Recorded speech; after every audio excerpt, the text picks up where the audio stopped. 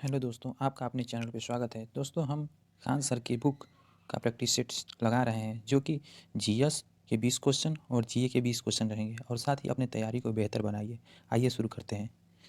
सबसे पहला क्वेश्चन है, ये हम कर रहे हैं जीएस जनरल साइंस के क्वेश्चन कर रहे हैं। जल में वायु का बुलबुला जिसकी भांति व्यवहार करेगा वह क्या होगा? तो होगा अवतल अवतल अवतल लेंस। जल में वायु का बुलबुला किसकी भांति कार्य करता है? तो अवतल लेंस की भांति कार्य करता है। दूसरा क्वेश्चन है, यदि किसी व्यक्ति का पूरा प्रतिबिंब देखने के लिए समतल दर्पण की न्यूनतम ऊंचाई होनी चाहिए, कितनी होनी चाहिए? तो होनी चाहिए व्यक्ति की ऊंचाई का आधा होना चाहिए। और नेक्स्ट क्वेश्चन देखते हैं, दूरदृष्टि निवारण के लिए, ये क्वेश्चन हर एग्जाम में पूछता है। दूरदृष्टि मतलब दूर की वस्तु साफ दिखाई दे लेकिन नज़दीक की वस्तु साफ नहीं दिखाई दे, तो वो क्या होता है? अवतल लेंस होता है। उसी प्रकार नेक्स्ट क्वेश्चन है जो आपका मायोपिया। मायोपिया मतलब होता है निकट दृष्टि। ये है तीसरा जो क्वेश्चन है, ये है दूरदृष्टि और यह है निकट दृष्टि। तो दूर में दूर की वस्तु साफ दिखाई देगी, लेकिन निकट में निकट की वस्तु साफ दिखाई देगी, दूर की साफ नहीं दिखाएगी। तो जस्ट इसका उल्टा हो जाएगा और वो ऑप्शन हो जाएगा आपका अवतल लेंस। अवतल लेंस हो जाएगा आपका। नेक्स्ट क्वेश्चन देखते हैं, हमारे शरीर में सबसे बड़ी ग्रंथि कौन सी है? तो हमारे शरीर में सबसे बड़ी ग्रंथि कौन सी है? हमारे शरीर में सबसे बड़ी ग्रंथि पूछा है तो कौन सी हो जाएगी? यकृत हो जाएगी। नेक्स्ट क्वेश्चन देखते हैं, नासा के जेट प्रोपल्शन लेबोरेटरी स्थित है, तो कहाँ वो स्थित है? वो स्थित है पासाडेना में स्थित है। पासाडेना में वो स्थित है। ग्रीन लाइटिंग 10 जिसे GL-10 जिसका हाल ही में समाचारों में उल्लेख किया गया है, क्या है? वह एक नासा द्वारा प्रक्षेपित विद्युत विमान है। नासा द्वारा क्या है? प्रक्षेपित विद्युत विमान है। अगला क्वेश्चन देखते हैं, नासा की डीप इम्पैक्ट अंतरिक्ष मिशन कौन से धूमकेतु केंद्रक के विस्तृत चित्र लेने के लिए प्रयोग में लाया गया? तो वो है वो आपका हो जाएगा टेम्पल 1। टेम्पल 1 जो है नासा की डीप इम्पैक्ट अंतरिक्ष मिशन का एक धूमकेतु केंद्रक से विस्तृत चित्र लेने के लिए प्रयोग किया गया था, टेम्पल 1। अगला क्वेश्चन, नासा के मंगल ग्रह यान का क्या नाम है? तो वह है फिनिक्स। तो क्या नाम है? वह है फिनिक्स। फिनिक्स। नासा के मंगल ग्रह पर यान का क्या नाम है? फिनिक्स। मंगल 10वां क्वेश्चन देखते हैं, मंगल ग्रह पर जनवरी 2004 में पहुंचने वाले प्रथम अमेरिकी कौन थे? प्रथम अमेरिकी कौन थे? तो वो थे स्प्रीट। स्प्रीट थे। वो कौन थे? स्प्रीट थे। अगला क्वेश्चन देखते हैं, विद्युत धारा का एक सतत और बंद मार्ग क्या कहलाता है? तो कहलाता है विद्युत परिपथ कहलाता है। विद्युत परिपथ कहलाता है। यदि आप एक दर्पण में देखते हैं और पाते हैं कि छवि आपसे छोटा है, तो दर्पण किस प्रकार का होगा? तो वो होगा उत्तल दर्पण। अगला क्वेश्चन देखते हैं, वायु में 0 सेंटीग्रेड ताप पर ध्वनि की गति क्या होती है? तो ध्वनि की गति कितना होती है? 331 मीटर प्रति सेकेंड। 331 तो क्या है? मीटर मीटर प्रति सेकेंड होती है। अगला क्वेश्चन देखते हैं, किसकी भेदन क्षमता सबसे अधिक होती है? तो सबसे भेदन क्षमता आप जानते हैं किसकी अधिक होती है? तो जो गामा किरणें होती हैं उनकी भेदन क्षमता सबसे अधिक होती हैं।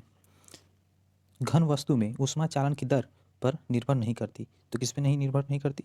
तो होता है घर्षण पे नहीं करती। अगला क्वेश्चन देखते हैं, जीवाश्म ईंधन जलने पर मुक्त कार्बन नाइट्रोजन और सल्फर के ऑक्साइड कहलाते हैं। तो क्या होता है जीवाश्म ईंधन?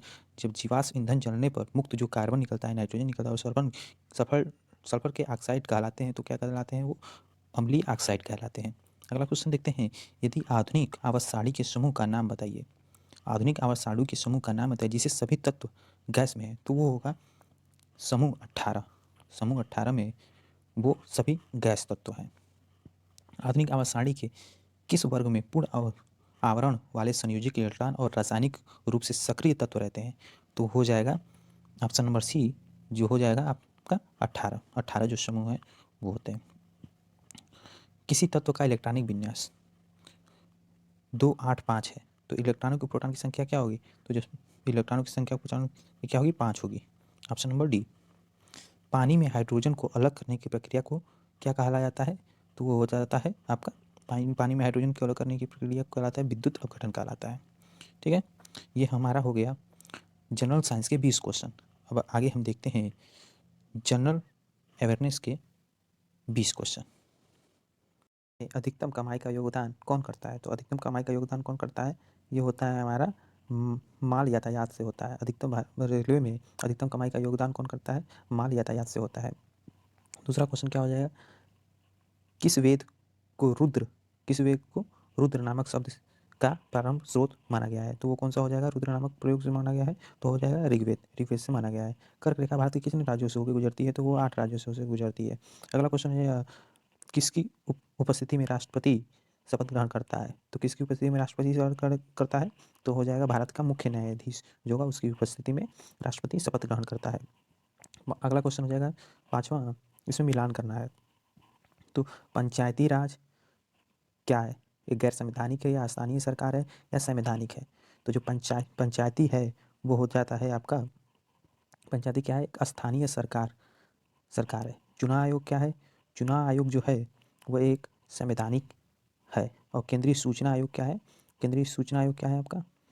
केंद्रीय सूचना आयोग क्या है? वह गैर संवैधानिक है। तो इसके हिसाब से ऑप्शन नंबर 3 सही हो जाएगा। नगर पालिका के सभी सदस्य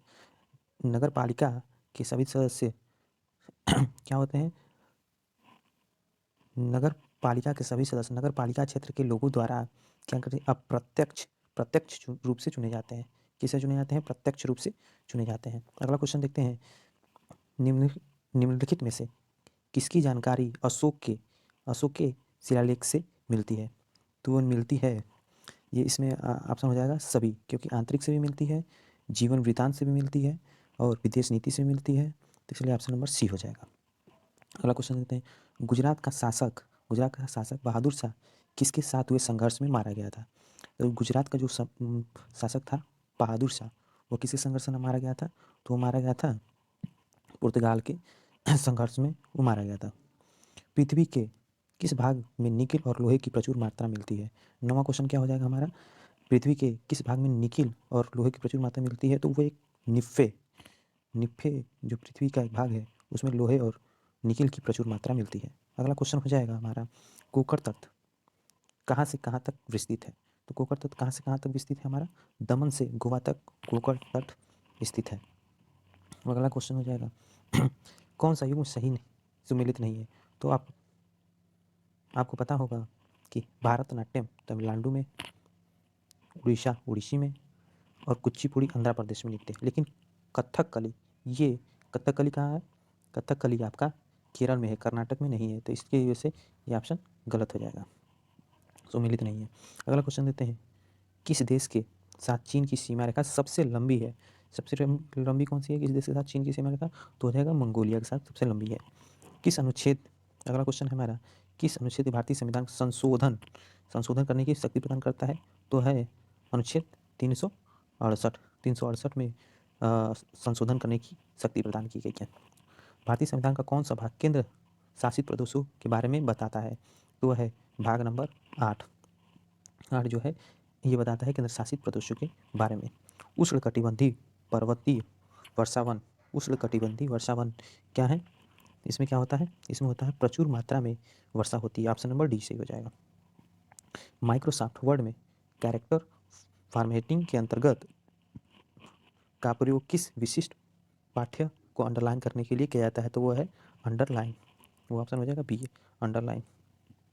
जेम्स ए गोसलिंग द्वारा किस प्रोग्रामिंग लैंग्वेज को विकसित किया गया था? तो वो जेम्स ए गोसलिंग जावा को विकसित किया गया था। अगला क्वेश्चन है, राष्ट्रपति भवन वर्ष कब बनाया गया था? और राष्ट्रपति भवन तो 1910 में राष्ट्रपति भवन बनाया गया था। अगला क्वेश्चन है 19वां, संतारा कौन सा समुदाय है? संतारा समुदाय है जैन समुदाय।